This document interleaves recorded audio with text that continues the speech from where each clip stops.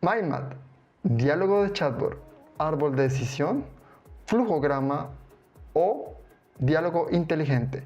Sin importar dónde te encuentres, le pueden llamar de una forma u otra. Esta es la representación gráfica que permite saber cómo tu chatbot con inteligencia artificial le responderá a tus usuarios, a tus clientes o tus consumidores.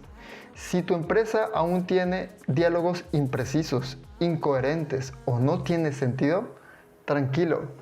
En Fogatavoz contamos con un grupo de expertos y consultores que diseñarán el chatbot ideal para tu empresa. Contáctanos, agenda tu consultoría ya.